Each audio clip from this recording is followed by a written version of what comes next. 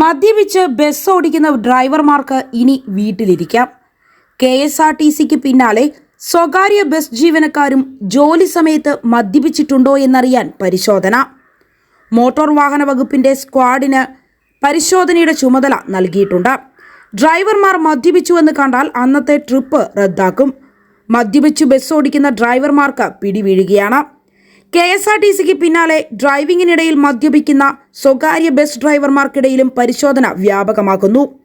KSRTCയിൽ നടപ്പാക്കിയതുപോലെ തന്നെ സ്വകാര്യ ബസ് ജീവനക്കാരും ജോലി സമയത്ത് മദ്യപിച്ചിട്ടുണ്ടോ എന്നറിയുന്നതിനായി പരിശോധന നടത്തുമെന്ന് മന്ത്രി KB ഗണേഷ് കുമാറാണ് അറിയിച്ചിരിക്കുന്നത്.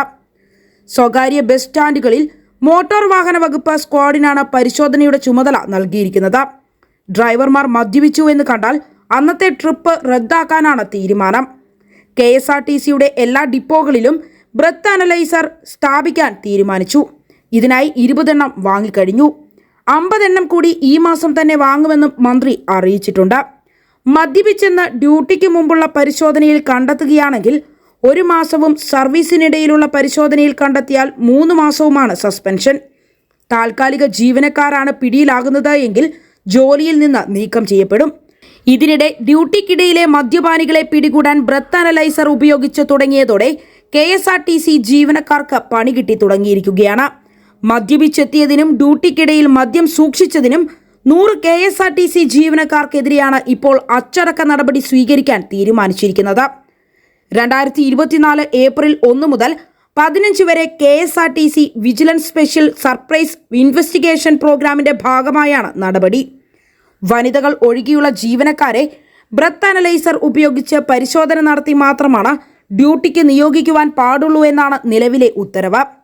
ഇതിന്റെ അടിസ്ഥാനത്തിലാണ് പ്രത്യേക പരിശോധന നടന്നത് തന്നെ.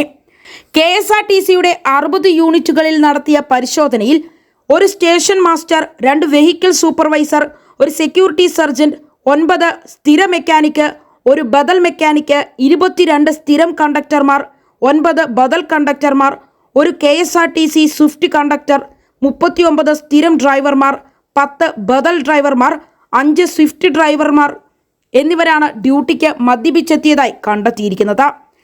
KSRTCയിലെ 74 സ്ഥിരം ജീവനക്കാരെ സസ്പെൻഡ് ചെയ്യുകയും നിലവിലെ താൽക്കാലിക ജീവനക്കാരും KSRTCയിലെ ബദൽ ജീവനക്കാരും അടങ്ങുന്ന 26 പേരെ സർവീസിൽ നിന്ന് നീക്കം ചെയ്യുകയും ചെയ്തിരുന്നു.